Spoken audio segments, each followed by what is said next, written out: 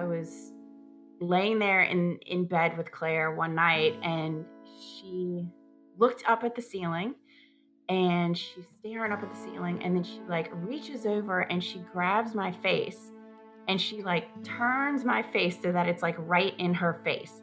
And she was like, "Mommy," she said, "never give up.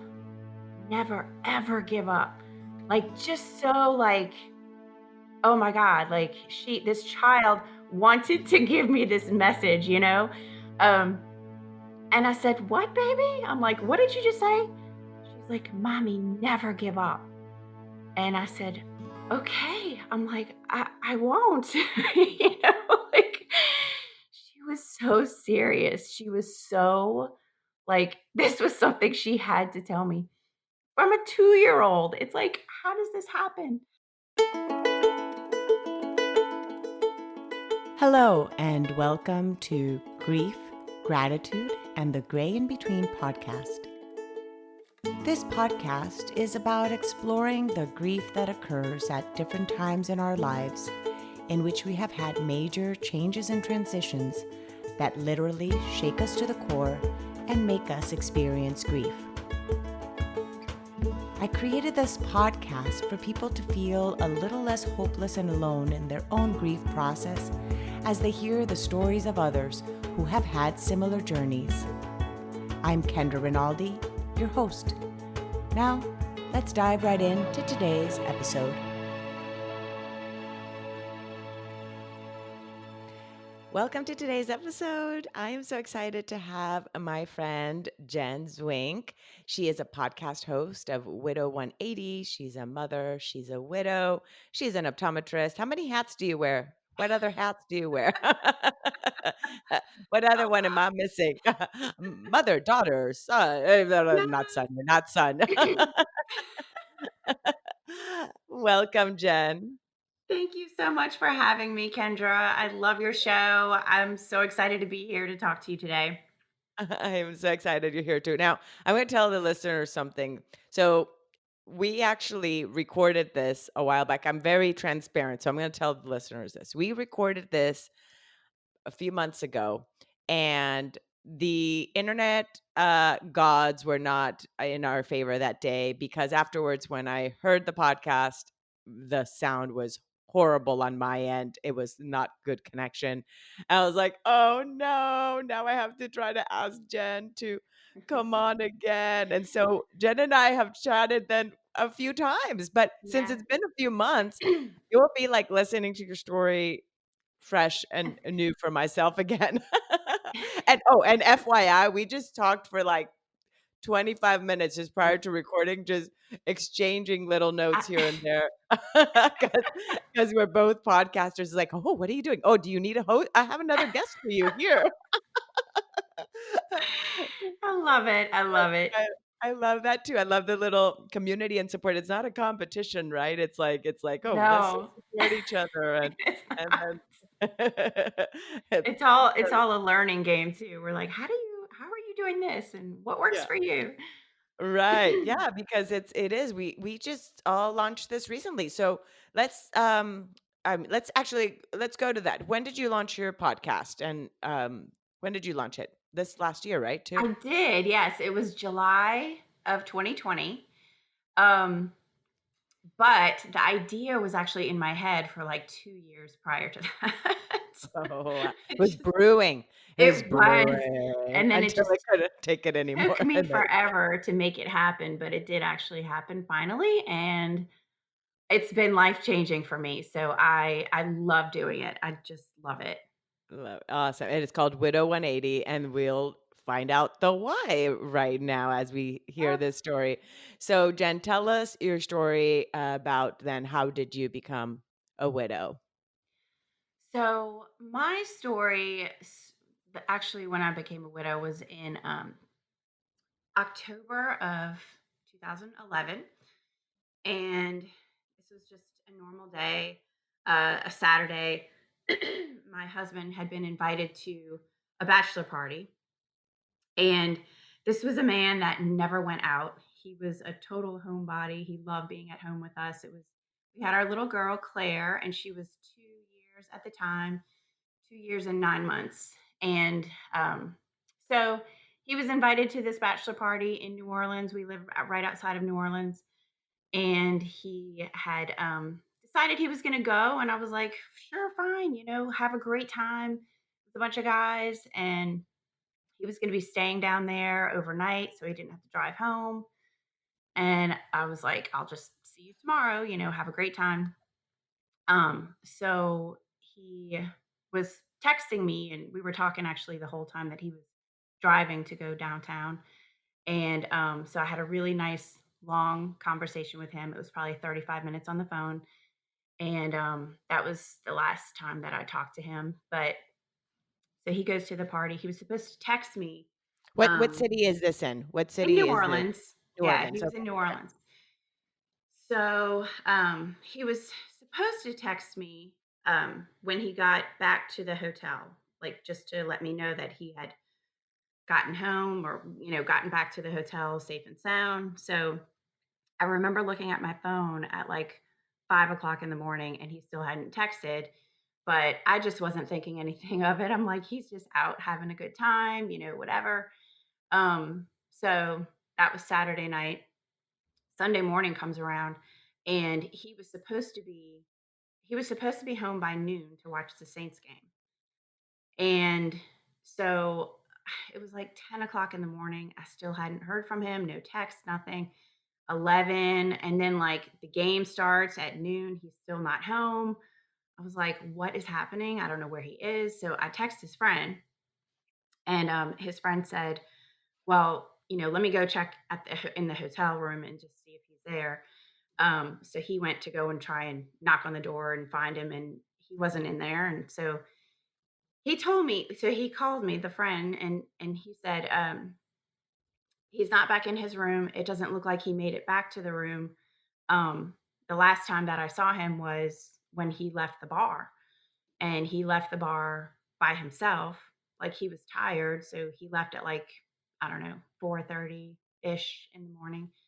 And all of the other guys wanted to stay, and he was just tired, and he was like, I'm going. I'm going back to the hotel.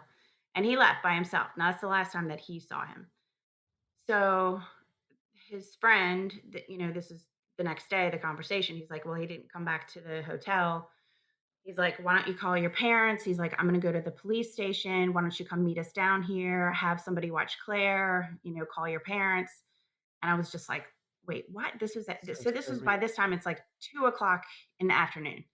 So surreal. And It like so, it's just like you don't expect that you just gonna no, go say bye to your husband, going to a party, and then like not find him the next day. Like I don't know if I would like that's just crazy. Okay. yeah, Sorry. like Continue. nothing, like no communication. So it was like, okay, where could he possibly be? Something, something.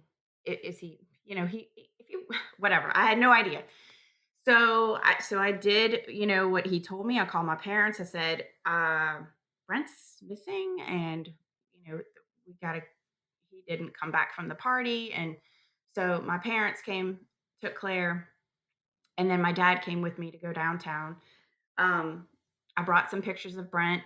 The police met us at the hotel, and then I had a couple of friends come down there too, and we just kind of split up, and some of like they were walking back to the bar to go and see, like, talk to the bartenders or like see if anybody had seen anything, like where did he go, which direction.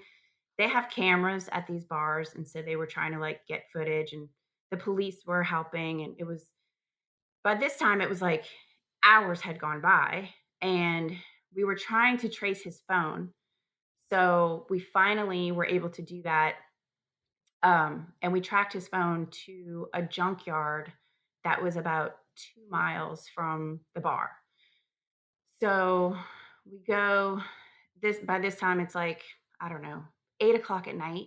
So it is dark, and the police are there, and we tell them that we traced the phone. It's in this junkyard. And I just remember standing there, and like it was my dad and these like 4 or 5 policemen, and they were like, okay, well, they didn't want me to go. Like they were like, you need to just stay here. And I was like, Are you crazy? Like, no, I'm It's like, "I'm going. going I'm to see." going. Like, what am I supposed I'm not gonna sit here. Yeah. So we all go, and this junkyard is like, if you can picture this in your head, okay, it's got like it's dark, it's got barbed wire like all around the top of it, and there's like Rottweilers and like pit bull dog, like like 5 dogs in there. It's giant. It's a giant junkyard, okay, like something you Mm. would see in a movie. Yeah, Um, that sounds like a CSI type of, like one of yes, those crazy, exactly. detective kind of movie kind or TV shows or So, whatever. this is Sunday night at, like, 9 o'clock, and so they couldn't get in touch with the owner to let us in, and so they called the fire department, and the fire department comes out with the trucks, and then they put up their ladders, and they had these big spotlights. So they would go up they went up to the top of the ladder, and then they were shining their lights, like, down into the junkyard to see if they could find him or find the phone, and then they would shut off all the lights, and they would say, "Okay, Jennifer, we want you to call the phone and see if like, we're gonna see if we can see it light up in the junkyard." And this is a massive junkyard, okay? This is not like I'm Mhm. like, "This is a needle in a haystack." It really is, but this is what But we it were was trying not to his car. Like, this is literally just the phone. His car was still at the hotel, parked the at the car was hotel? still par yeah, yeah. Yeah. So anyway, we did that for about, I don't know, 30 minutes or so. Couldn't find the phone, still couldn't get in. The dogs were in there barking, going crazy. And so I just remember these two detectives, they were standing there and they were like, "Okay, ma'am, we just need you to go home and try and get some rest and we're gonna do our job. Let us do our job and you just try and go home and get some sleep." It was straight out of a movie. Kendra, I'm telling you, like, I was like, "Did that man just say that to me?" Like, that is that is a Mm. line from a movie. This is not real. This is not really happening. Like, is this some kind of a joke? So I'm like, "You want me to go home? Like, I can't leave here without my husband, you know? I'm not gonna go home. Where is he?" Like, it had been like, 24 hours.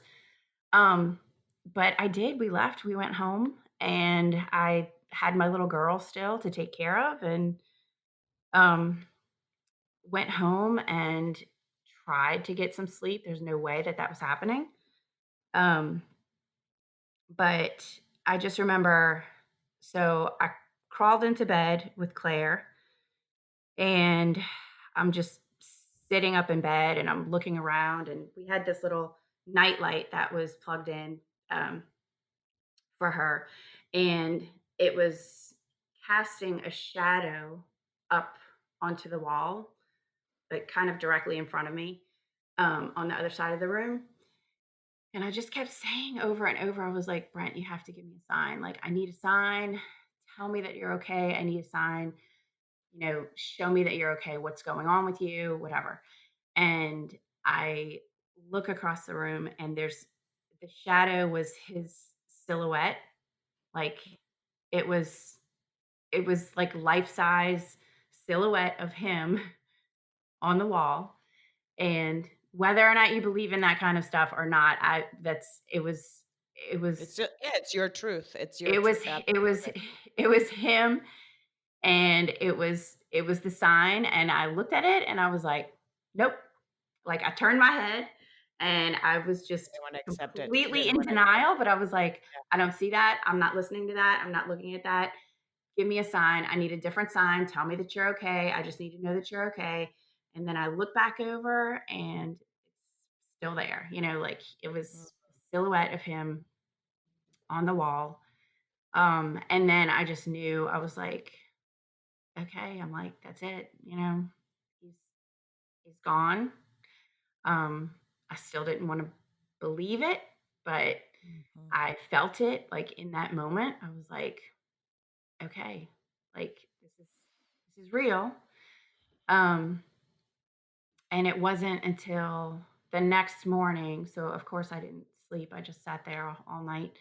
Um, but it was 8 o'clock in the morning the next morning when the coroner's office called and they asked us to come down there to go and they said, uh, "We're not sure that this is your husband, but we have um, a good idea that this is your husband." And so uh, yeah, I had to go down to the coroner's office. Went with my parents and my brother, and they brought us into the office, and it was just this big, long conference table, and the they had a picture that was upside down on the table, and I could see it when I walked in. I could tell what the picture was, and so the coroner flipped over the picture, and then he took it away, like right away. He took it away, Oh, and I was like, "Wait," I said, "I want to see it again," and he was like, "No," he said, "I don't want you to see it again." Um, And I said, "Well, is he here? Like, is he in this building? I wanna see him," you know? And because I still felt like it wasn't real, oh, like, it uh-huh. still was not. I needed the proof, I wanted to see, and, um, and they wouldn't let me see him. Like, he said no. So, um, So what were the circumstances then of his what did they find out of how he had died? The fact that they didn't want you to see him so and that they took the picture away so yeah. quickly, What what was it? happened was he had gotten tired at the party. He had a lot to drink. He left by himself, and they actually had video footage of him walking out, walking down the street. So they did get footage, but they did not get footage of what actually happened to him. But he was walking down the street. He took a left turn instead of taking a right turn to go to the hotel. He turned the wrong way. Um, and he walked 1 block in the opposite direction of where he was supposed to go, and, 2 guys had followed him out of the bar. They saw that he left by himself, so, he was kind of an easy target, I guess. He made it 1 block down the street, and I guess they came up behind him, and they hit him on the head, and, they took his wallet, they took his phone, so he had no identification. Um And so he was found, like, I don't know exactly how long he was laying there on the sidewalk, but he was found by a guy that was walking home, from a different bar by himself. And he found him and called 911. And, but he was already gone. Um, at least Mm. that's what I was told. Like, they were working on him, in the ambulance, but that he was already gone at that point. Because And there's this an was like, impact to the head? Is that how yeah, they attacked him? The, yeah, the aspect of yeah, so he basically, they already had him at when you were searching for him that day before, he had already been found, but because he didn't have identification, it was correct. not they couldn't put together like, oh, and right? That they Yeah, didn't put together that that was, yeah. your husband? Yes, and we had contacted the police at, like, 3 o'clock, maybe 4 o'clock on Sunday. And part of, like, one of the things that we did was call a bunch of hospitals. Like, Oh. I was thinking maybe he had gotten hurt or something, and, for whatever reason, he couldn't call me. I don't know. I was like, I have no idea. But we had a list of local hospitals, His and battery was dead or his phone battery was dead exactly. or something. Yeah, Maybe he we didn't don't remember my phone number. I don't know. yeah, right. I He has was a concussion and lost just his memory of yeah. I know, anything, right? Anything but what actually happened. Mhm. So, yeah, I was, making all of these phone calls, and that's what I would say. Did a man come in? He's got brown hair, blue eyes, no identification, whatever. I was like, I don't know. Have you had anybody get dropped off or any? And everybody said no. So that was kind of just, you know, where do we go from here? So we had filed a missing person report, but yeah, they didn't try to contact us overnight that night. They just waited until 8 o'clock in the morning on Monday. But Mm. so Oh my that was goodness, yeah. so And yeah, what do you tell that two-year-old your two-year-old daughter, Claire? Like, what do you oh did yeah. you tell her during this, like because she's so little, like, what do you say as you're like, "They can't find daddy?" Like, what words do you Oh, use for him not being home? no, to be honest with you, okay, like that first so that happened on Monday. Um, I had to I had to go back to my house and I can't even remember who was watching Claire that day when we went to the coroner's office. We had somebody watching her. But I mean, she's 2 years and 9 months at the time. So I had to start calling people, like, and telling them that this is what happened, and, it's a shock to everybody. I had to he would just went to a party, this is not so unexpected, and so I with her, it was like everything with Claire was just a matter of survival and getting through and what does she need to be fed and be okay for right now, and I will get to this hard conversation when I need to get to it. I had to go and plan the funeral on Tuesday. I was out at the funeral home picking out plots and trying to pick out, like, what kind of casket. Like, I was so overwhelmed and in a daze.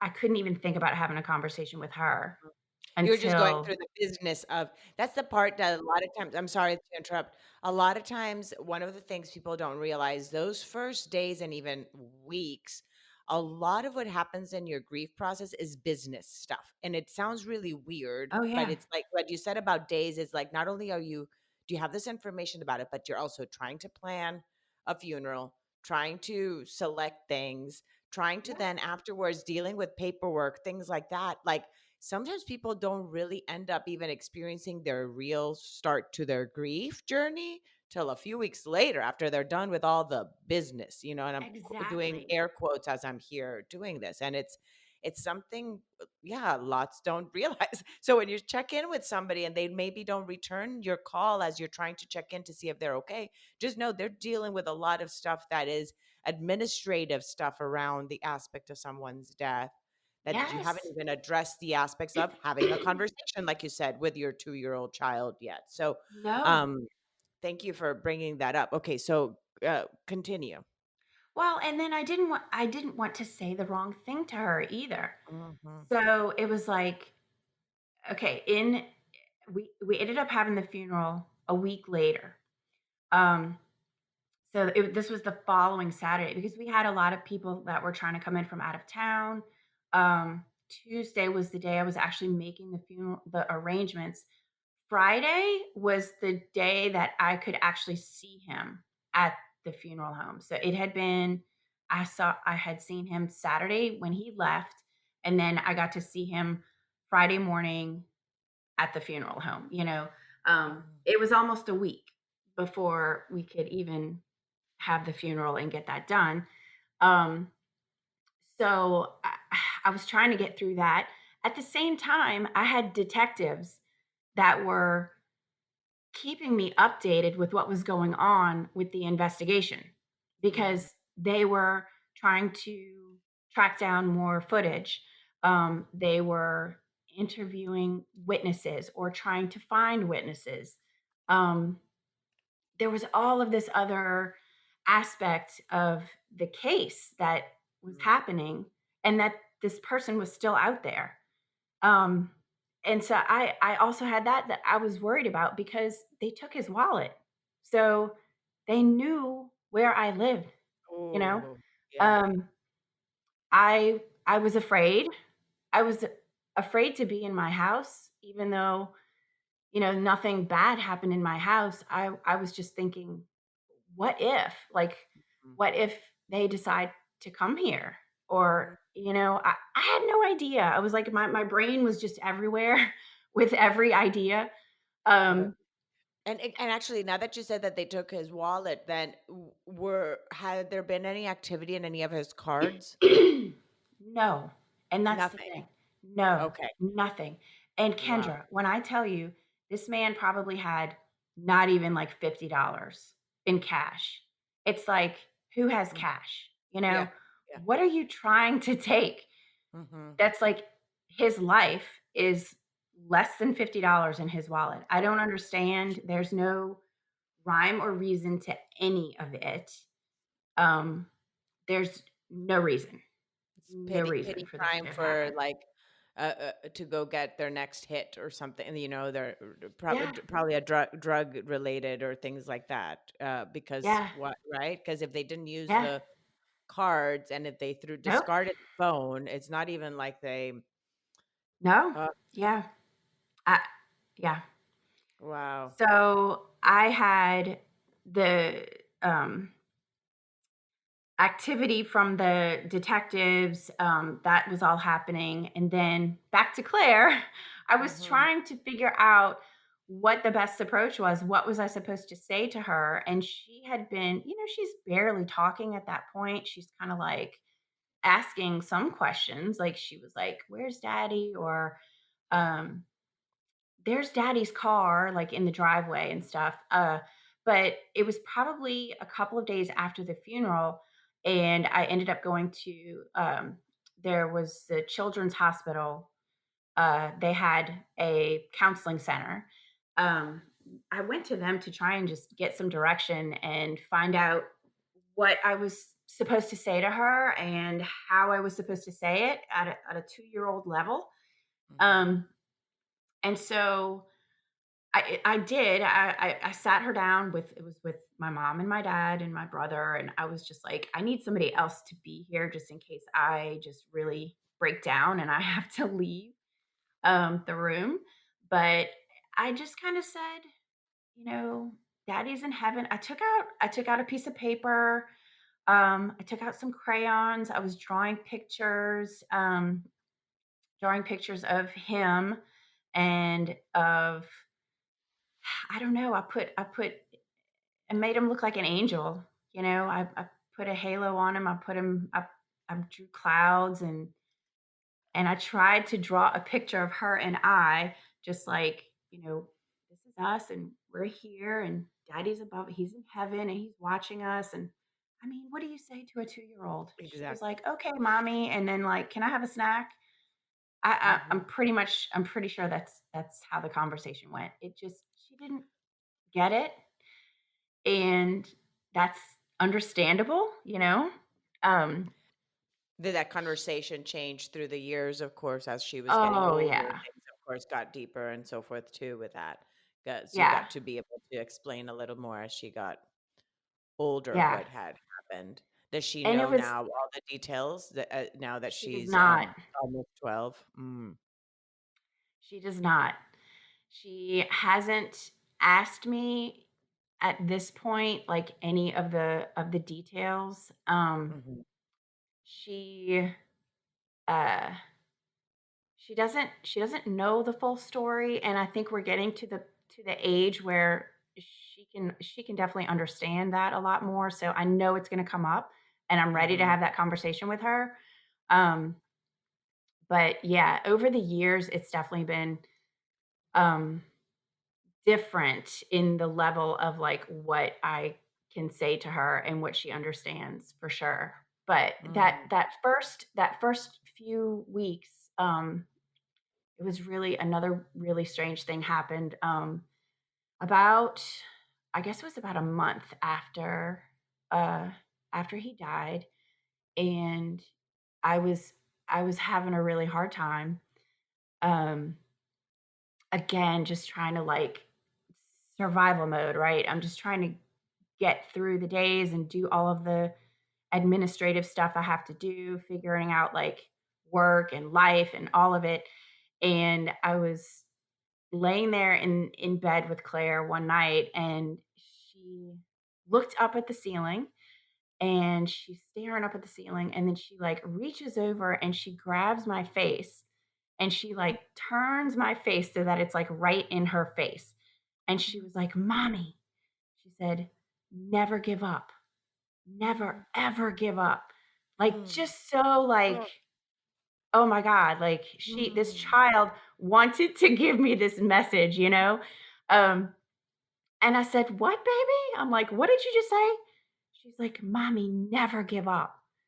And I said, "Okay." I'm like, "I won't."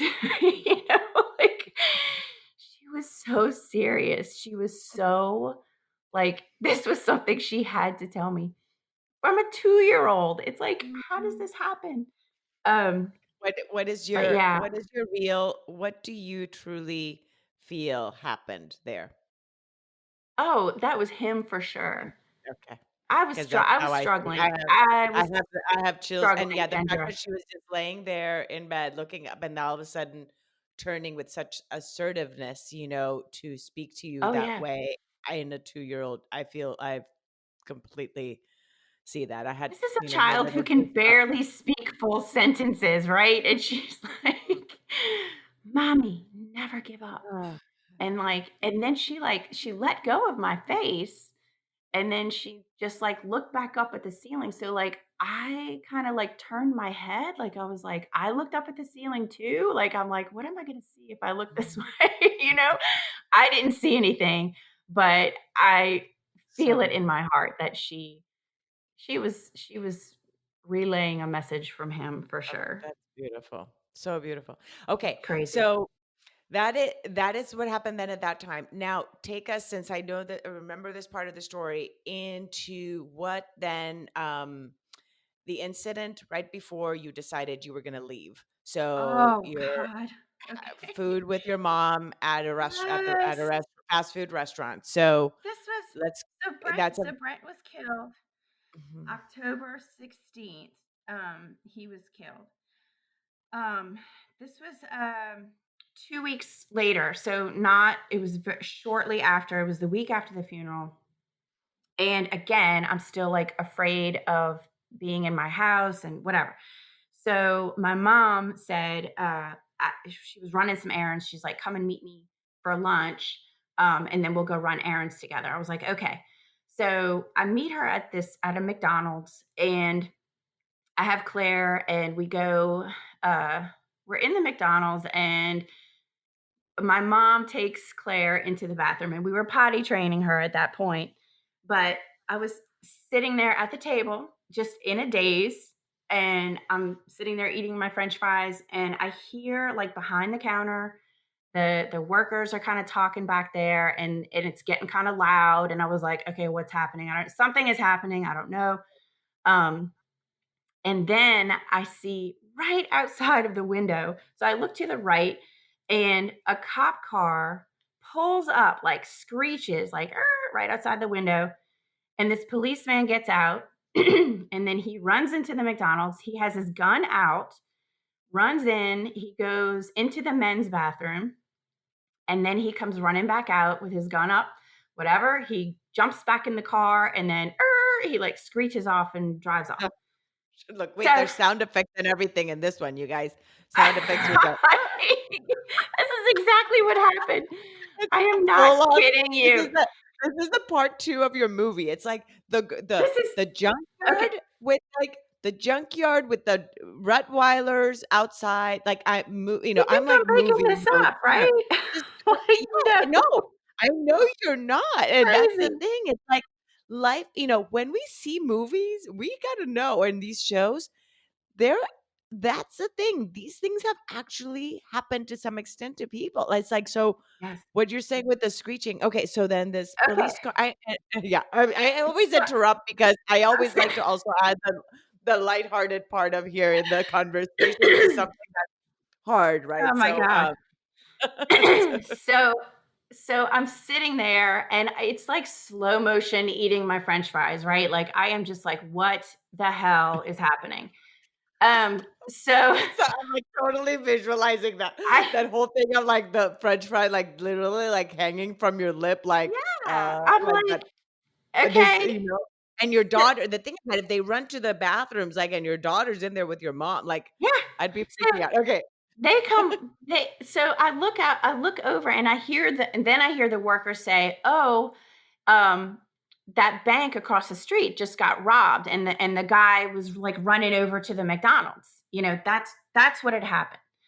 Um, and and then I look over and my mom is walking out of the bathroom with Claire, and my mom is, like, oblivious to what's happening. She's like, "Guess who just went on the potty?" Like, she's all excited about Mm, the potty training, and I lost it. Like, I went crazy in the McDonald's, and I started crying and shaking. I was like, "Mom," I'm like, "This is what just happened."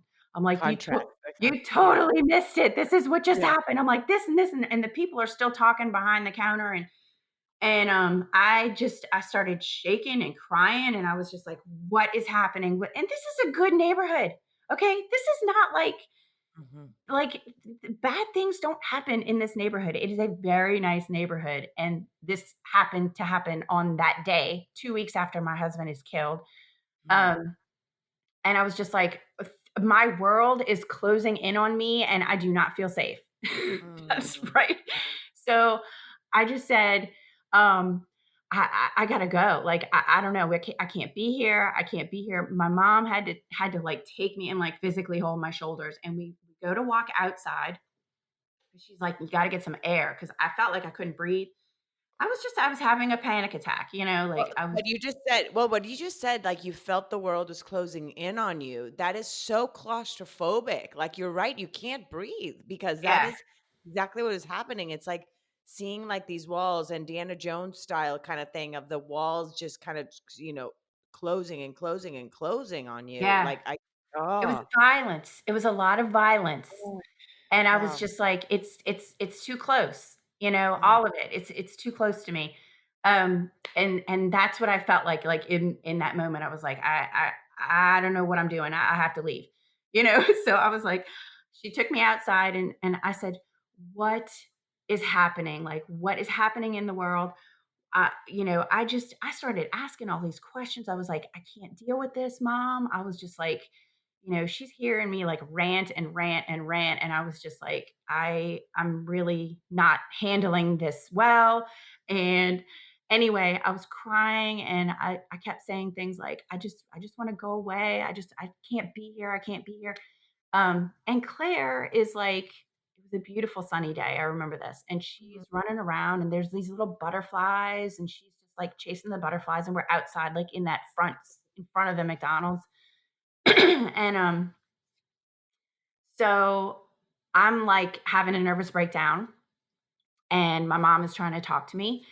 And then, you know how when it's like you get your food at the McDonald's or whatever and they left out the french fries and you have to like they're like pull up a little bit, like go sit just right in front of the little drive-through window.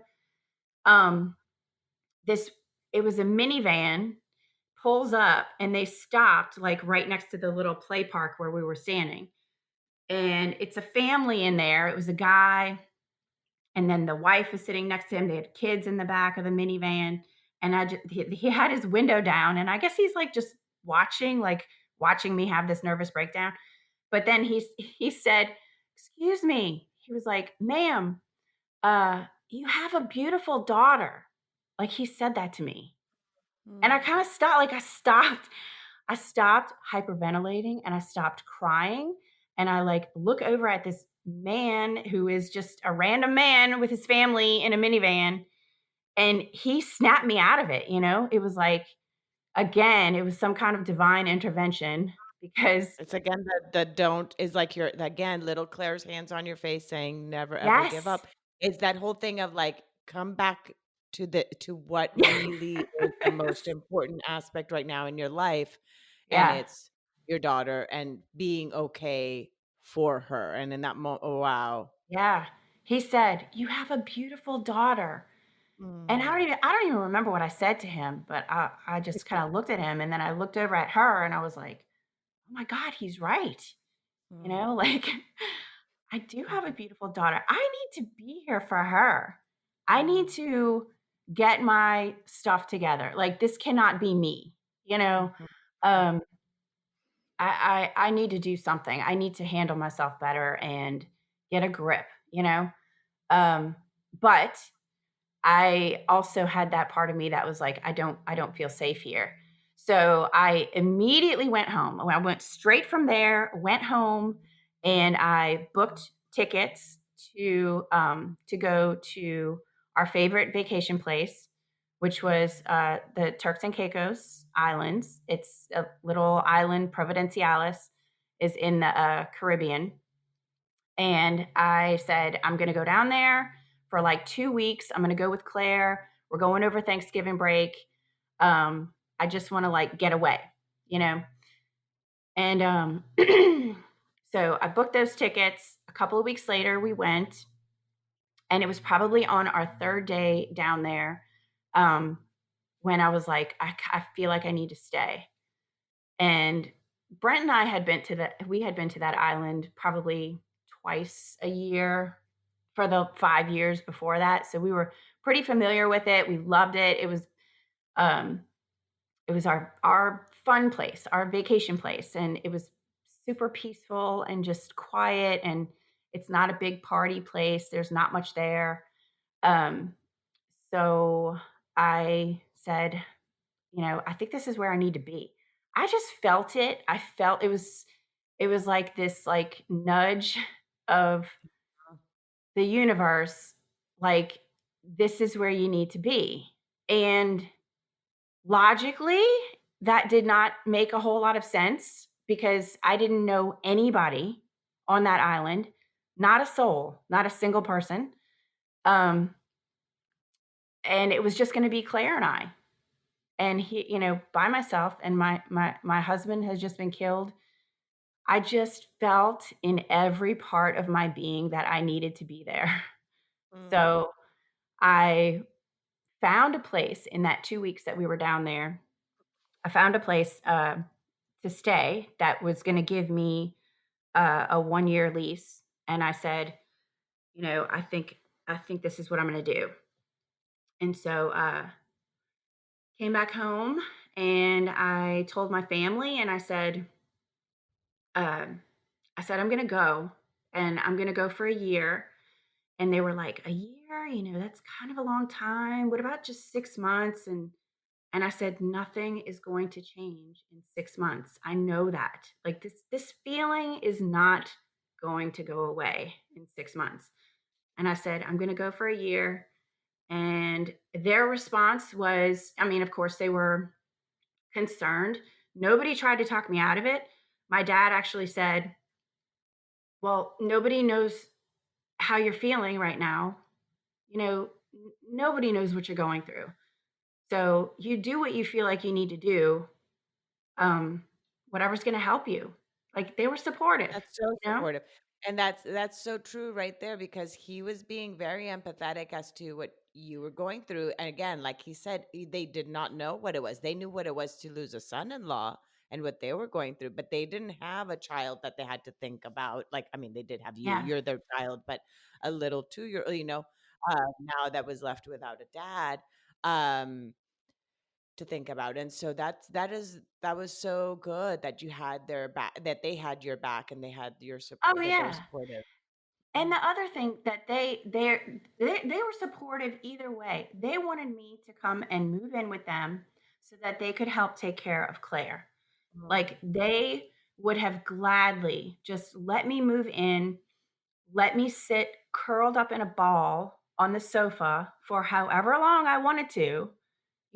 They were supportive of that too. So, either way, they were going to be there for me. But I felt like I had already missed like a month of her life because I was so in this foggy kind of just what is happening phase that mhm, I was not in the moment with her for sure. Like it was like I was so detached from being a mom. Um, and I didn't want that, you know? Nobody wants mhm. that. It You it wanted to was be present, it was yeah. like I need to go away and make myself be responsible and make myself be a mom because that's what I am, and she needs me to be a mom.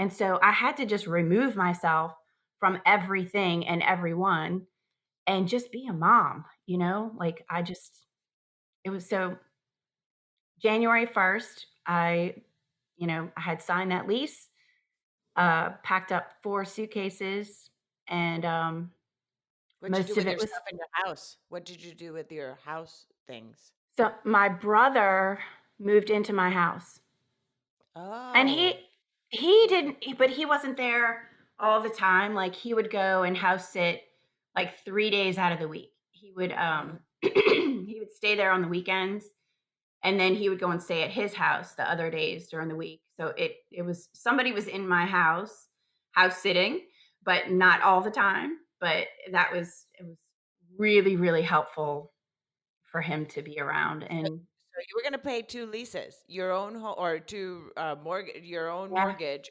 and then a renting space for a year, but that's what you needed to do. So you move there, you get there January 1st, you're here with a 2-year-old, 4 suitcases. Um, what did you do then in that year, while you were there? And what was your journey then in your grief journey as you're here in this beautiful oasis? What a yeah, contrast to the other yeah. emotions It that was you're feeling before. so this island is it's like 85 degrees and sunny like 99% of the year. um it's beautiful. It is beautiful. And I again, like I wanted to be in a place where I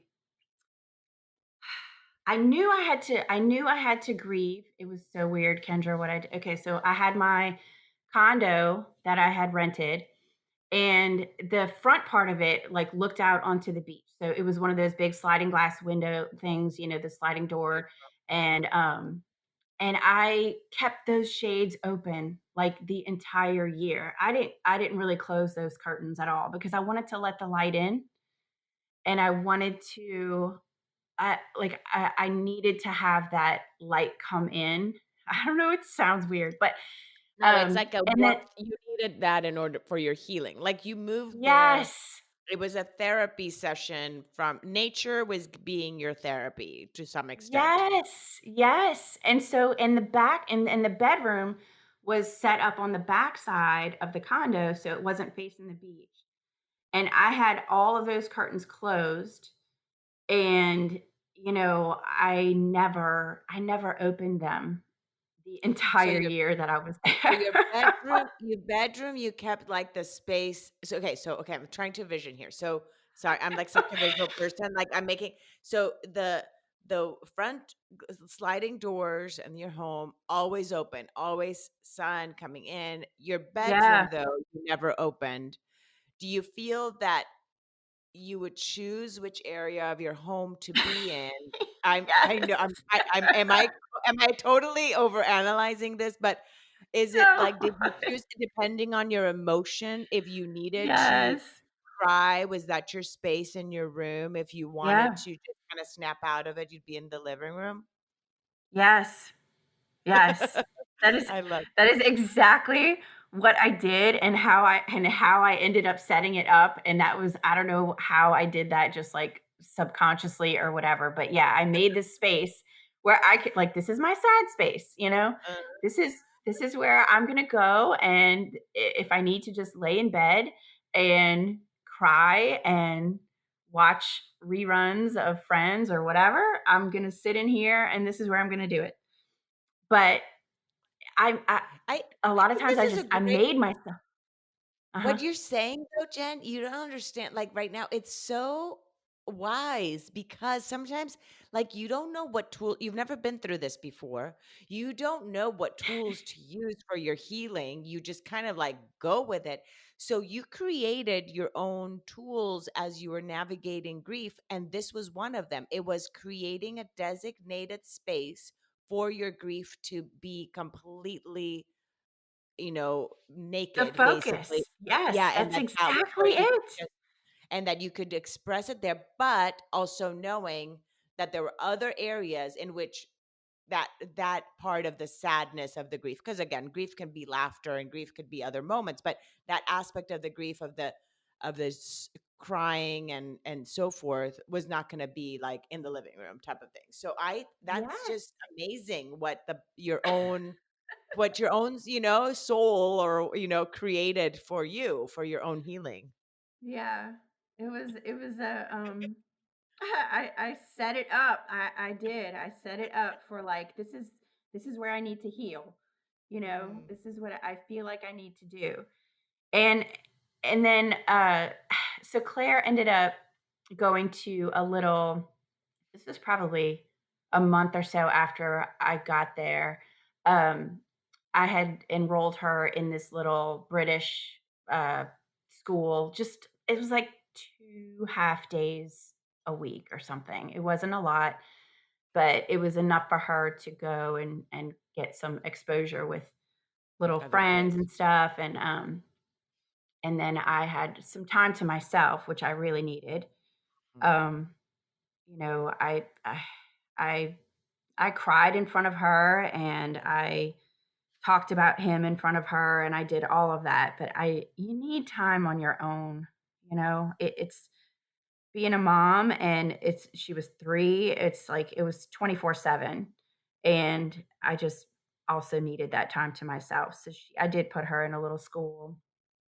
Um and oh my gosh, it was so cute because it was British and because Providenciales is a British island and her little teacher was British. And so she would come home and she would say, I put the rubbish in the bin. Like she was, that Rubbish.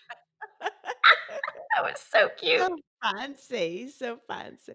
And does she still say rubbish now at No, almost 12? no, I wish she would. It was so cute. Cute. And she was So learning then these things. how long did you live there then? Were you there for the full year or were you there longer? After a year, I decided I was not ready to come home. And so I stayed another year, and I stayed even longer than that. I was there for almost 3 years. And what did you do for work, like income-wise? And could you work being in this either, island? Like, how does it work in terms of those dynamics? So it's you have to have a work permit when you live there. There's a lot of hoops to jump through, but I did them all, and you, so you have to, go through a lot of paperwork, and then you can actually work there. But they try and limit it to certain careers and, so that it's not just a whole lot of people trying to come and work on the island.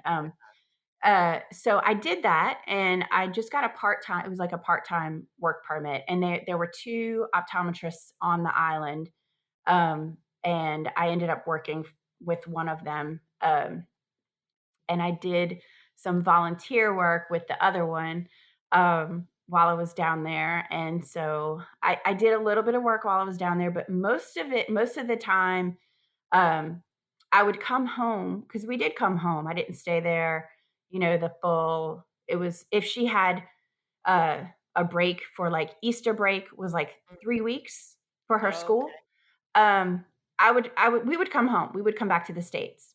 Mhm. And I would work in those 3 weeks. I would work when I would come home. Oh, Uh, that's great I have that your so office I do, did I that. have so much flexibility with my work. It was perfect. It was just the perfect scenario. So I could come back in, I could work, make some money, and then I would go back down there. Um, and it was a good balance for the time that it was. And in the time that I was down there, I met so many people from all over the world. Um, and these people, they just became they were like my angels. Like I didn't know, like I said, I didn't know anybody at all when I moved there. Um, and then slowly just starting to get to know people through the school, like other moms, and some, other people that kind of came into our lives. But what was really cool too was that like we would have people that were coming to stay for vacations because the condo that I was staying in was right on the beach. And people would come in for a week for vacation. and, they would have their 5-year-old with them or whatever, their Oh, kids were perfect. with them. And so anytime we would be down by the beach or the pool, Claire would be playing with all these other kids, and then I would kind of talk to the parents, and maybe we would hang out with these other people for a week while they were in town, and then they would leave. And then, the next group of people for the next week would come in, just all these vacationers. So it was like I was always surrounded by people. I Mhm. if I wanted to be social and talk to people, I could. If I didn't want to, I didn't, Mhm. like, Yeah, um because you were only going to work a few days a week, like, it was not like that, and that was just, like, a work hat that you would wear, but in general, like, it's not like you had your immediate social life like you did in, Louisiana, like, yeah. around you all the time.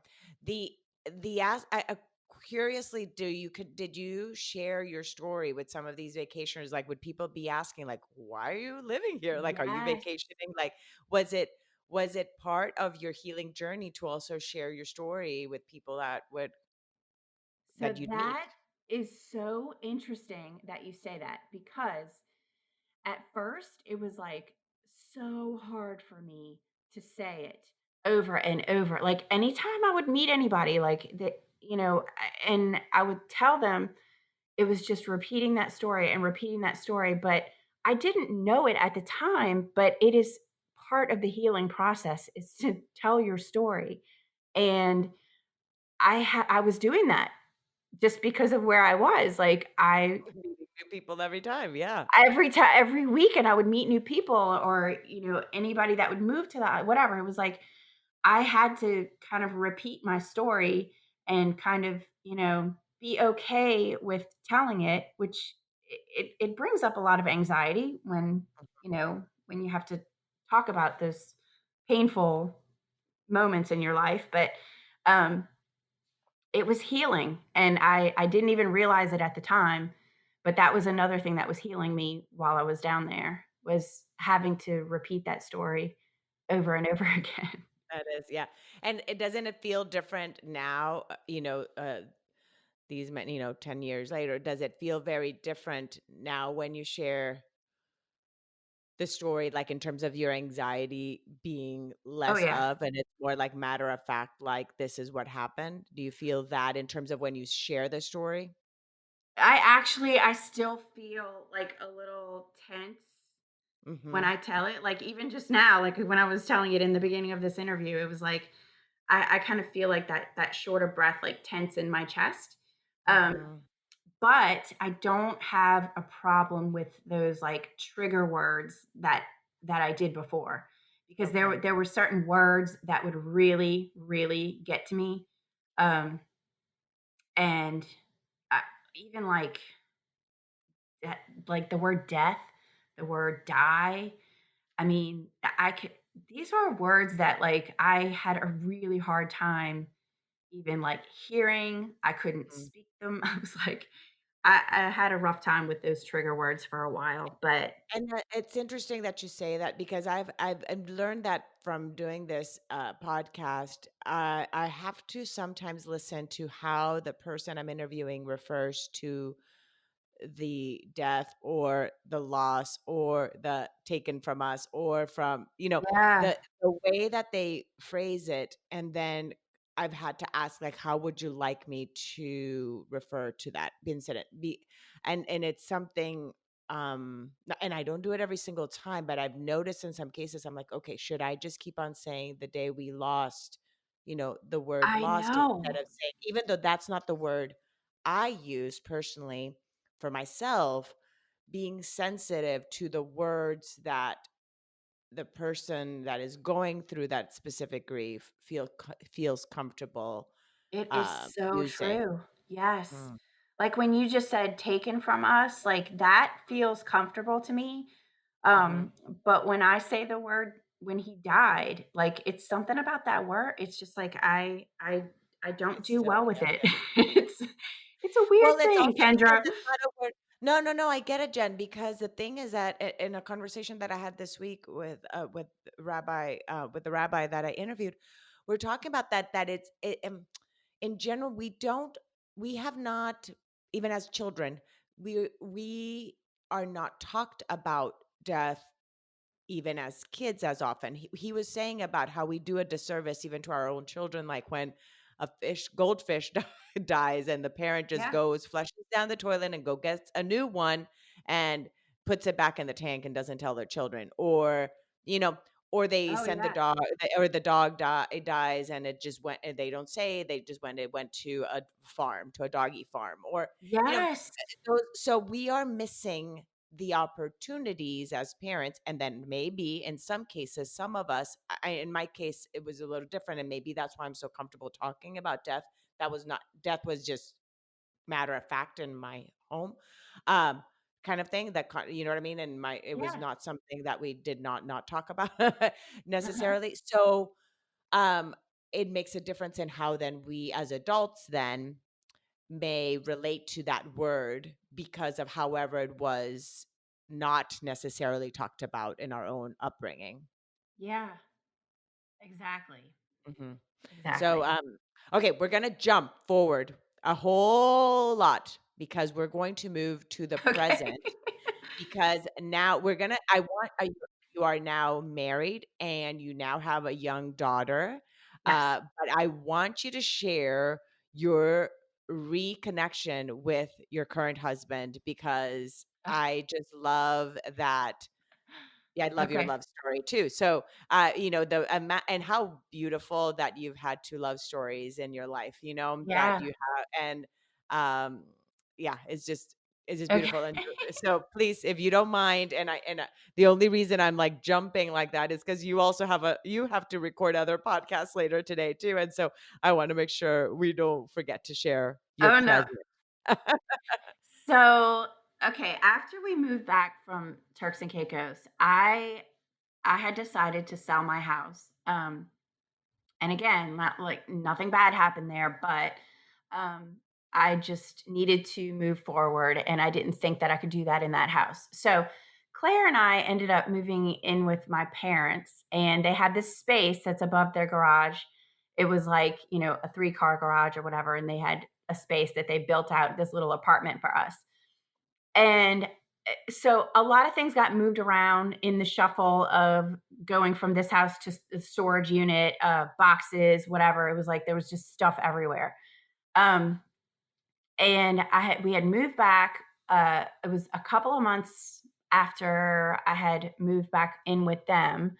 And there was one day that I was cleaning, I was like dusting off the whatever, it was the dresser, and I saw a folded up piece of paper that said Jennifer, and it had a little heart over the I.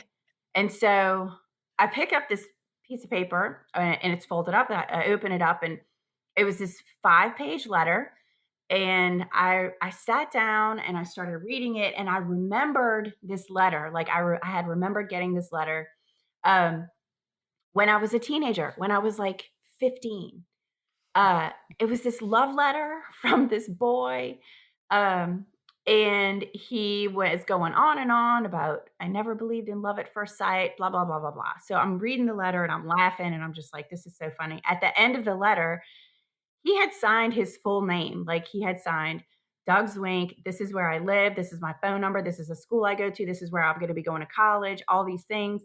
Um, and so I took this letter and I was like, "Oh my god," I'm like, "Somebody loves me." Like, this is what I was thinking. I love it. I love that. So, I remembered where I had gotten the letter. Now this is the story is back in, like, 1993, they had this youth, gathering of all these different church youth groups. And there was during the summer, it was it was August in 1993.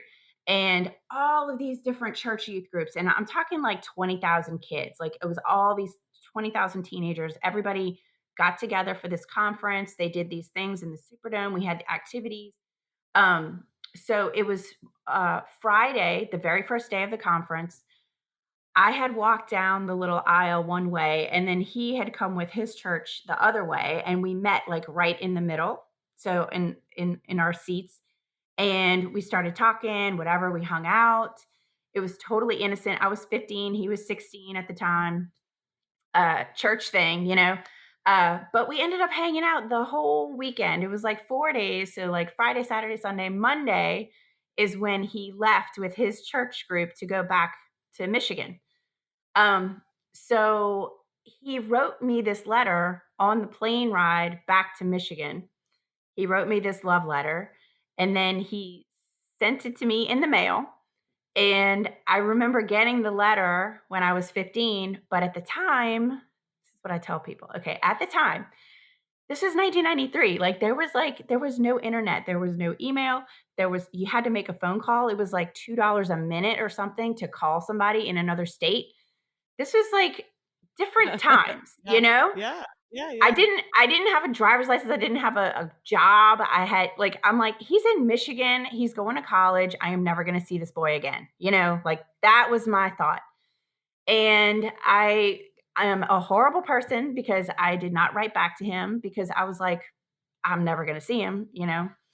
Um, so fast forward, like, 25 years, 25 years, this letter I held on to that letter the entire time. I had this letter in a box full of, like, old high school stuff. Now, my house I had, like, 6 feet of water in my house for Katrina. Um, Mm. this box was up in the attic, okay? This box went from the attic to the storage unit to I don't know how that letter ended up in a box full of old bills from my house.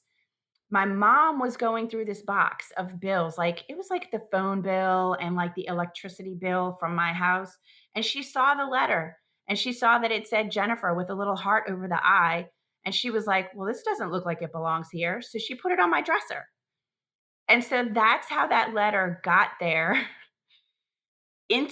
into this little attic the Yeah. The apartment that we're message living from our in. yes, that she saw it valuable. Okay, So and then so Doug is then who wrote this letter, and yes. then how So what I did you do now so with this when information? I found the letter and then I opened it and I read it and I was like, "Oh my god, somebody loves me."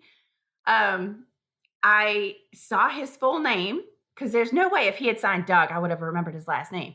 But he put his full name, so I looked him up on Facebook, and I could not tell anything about him on Facebook from his picture or anything. It had nothing really about him because he doesn't really go on there. Um, but I messaged him and I said something like, "Hey, I'm sure you don't remember me, but you came down to New Orleans in 1993 for a church thing." And I said, um, I have a love letter from you." So I told him, and um, I said, "Yeah, I just thought you might want to see what your 16-year-old self was thinking because it's really cute." Mm. And so, like, he messaged me back, I wanna say, like, a couple of days later, and he said, "I absolutely remember you, Jen." Like, that's what he said. Um, and so I was like, "Oh my gosh."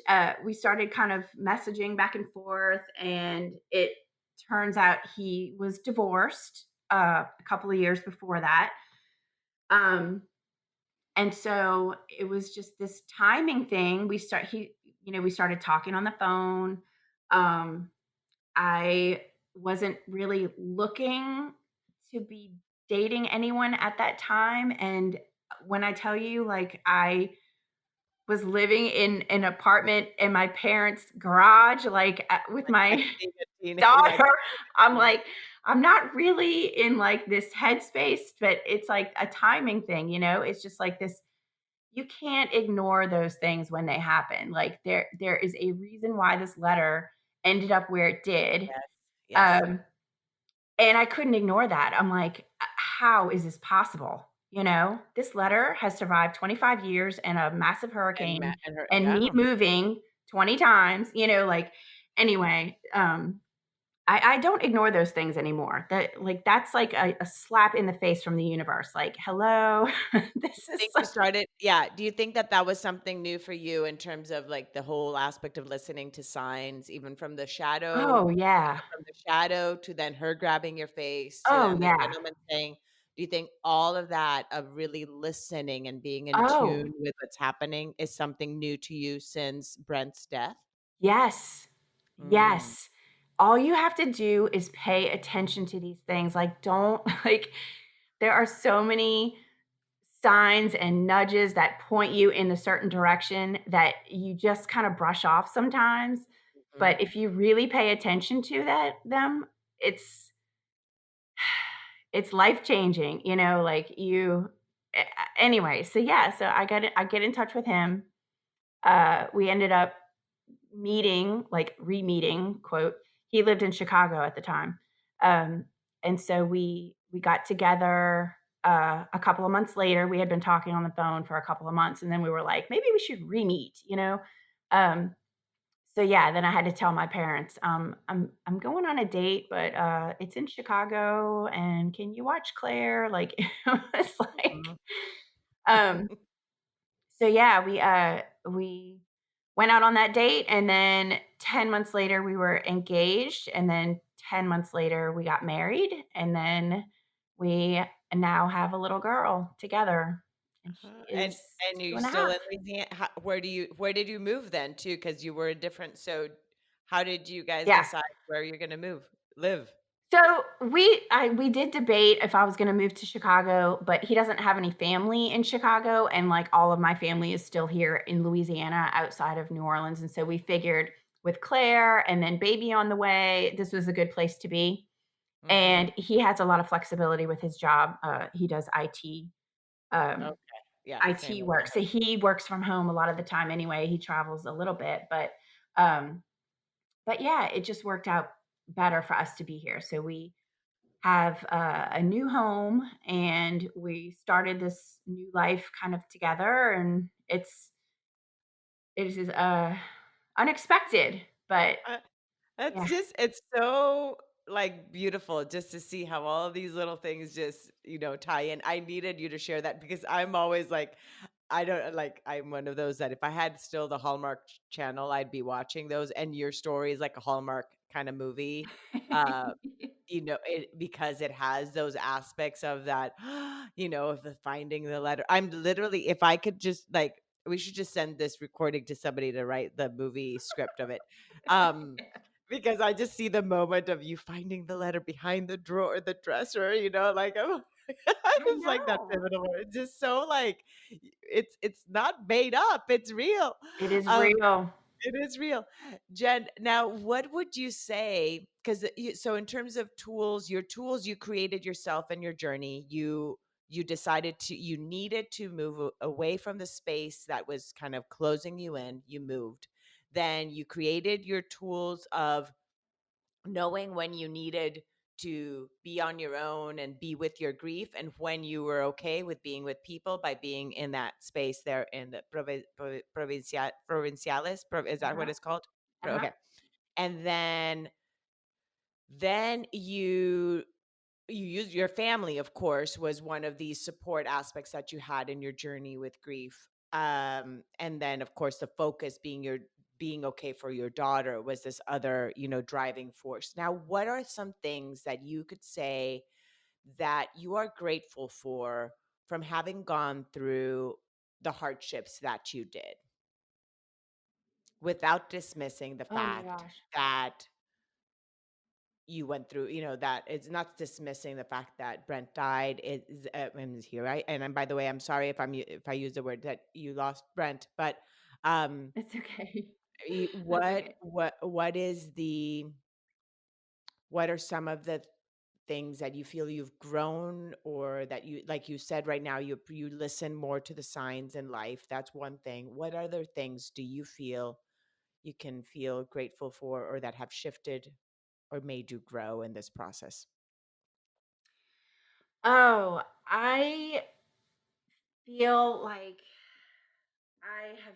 My entire perspective on everything in life has changed.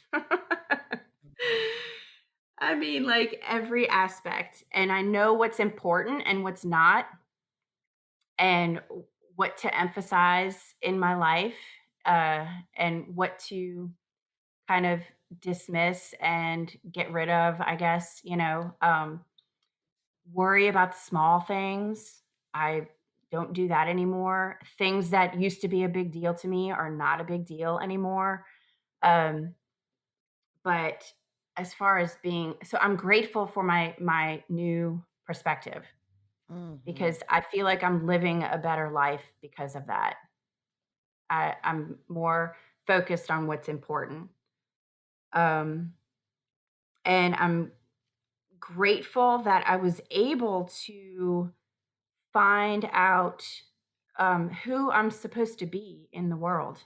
Mm, I was just feeling so lost, um, and unsure of anything, anything in my life. I There are so many things that I used to believe. I used to believe in happy endings and bad things don't happen to good people. mhm, Um, and I had a hard time figuring out what I was supposed to believe in again and how my experience was going to turn me or if I would let it turn me into a negative, cynical, tormented person the rest of my life.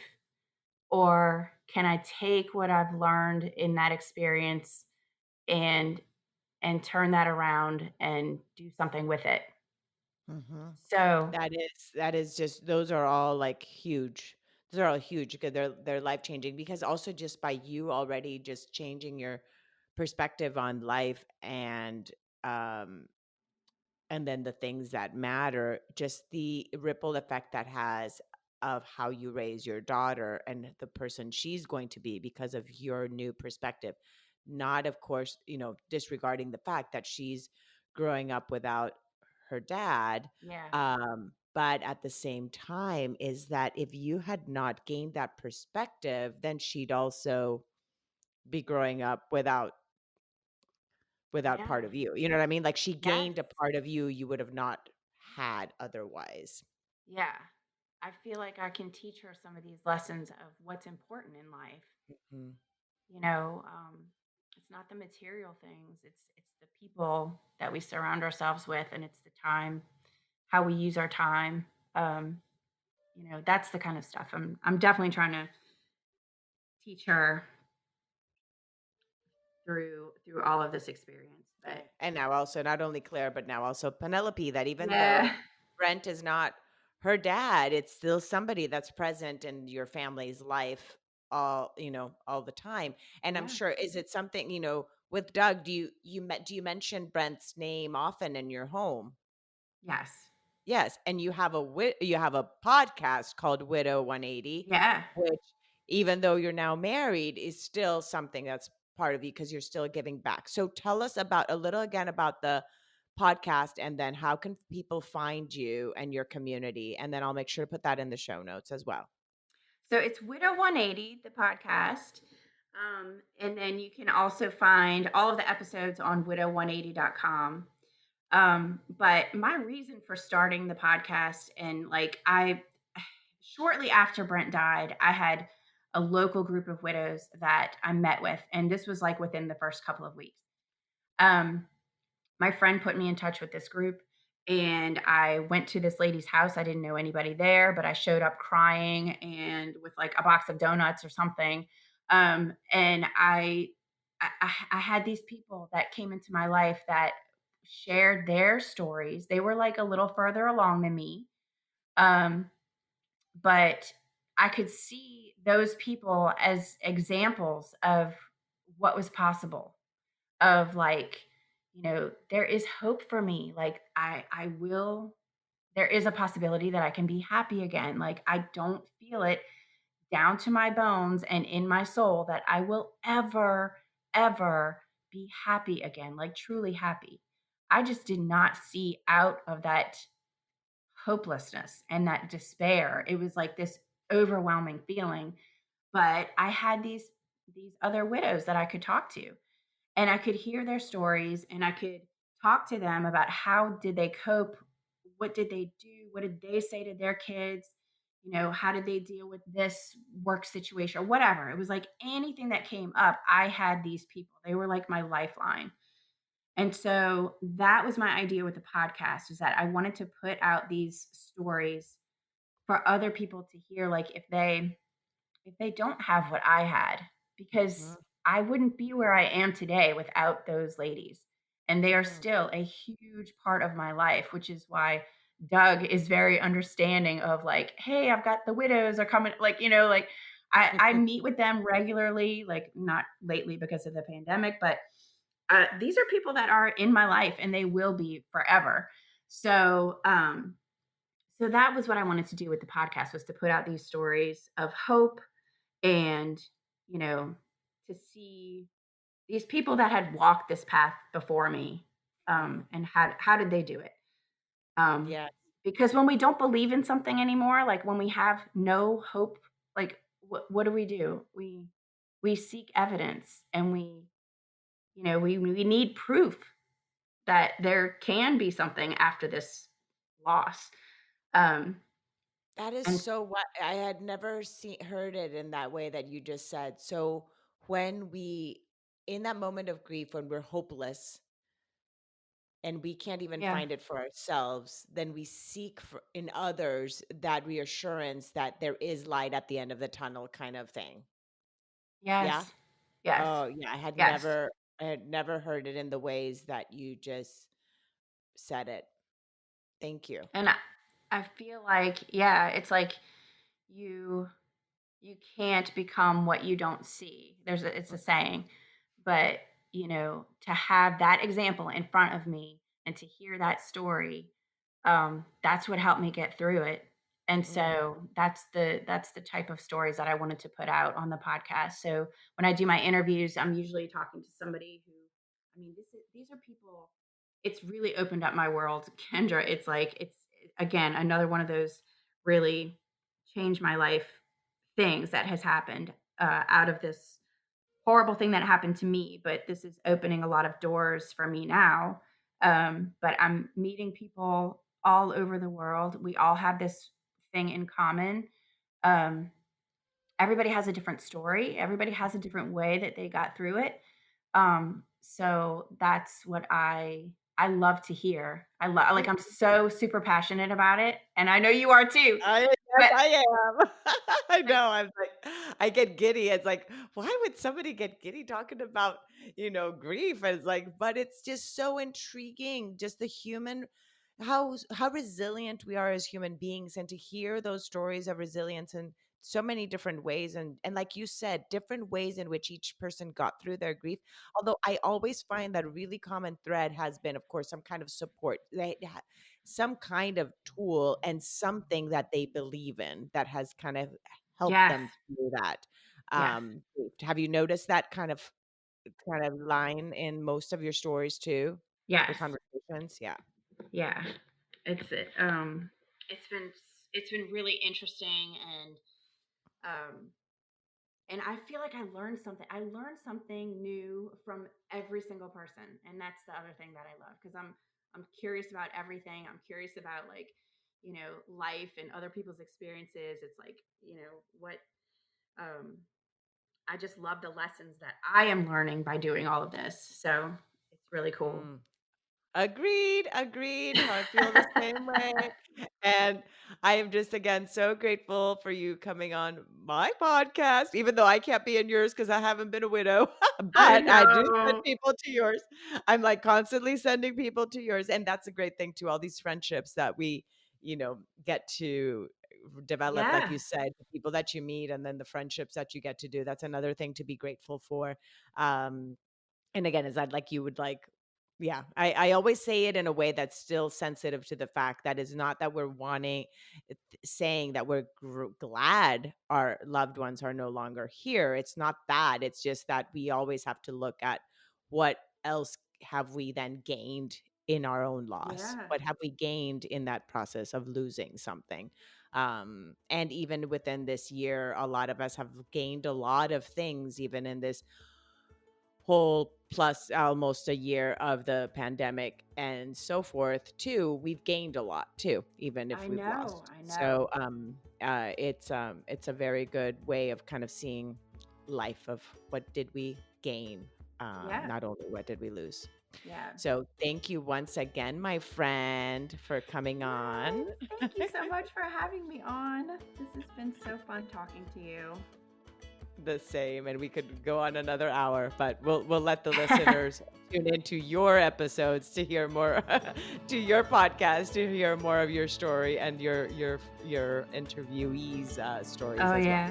Thank, thank you, Thank my friend. you, Kendra. Thank you.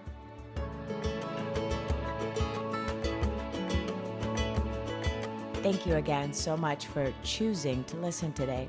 I hope that you can take away a few nuggets from today's episode that can bring you comfort in your times of grief. If so, it would mean so much to me if you would rate and comment on this episode. And if you feel inspired in some way to share it with someone who may need to hear this, please do so. Also, if you or someone you know has a story of grief and gratitude that should be shared so that others can be inspired as well, please reach out to me. And thanks once again for tuning in to Grief, Gratitude, and the Gray in Between podcast. Have a beautiful day.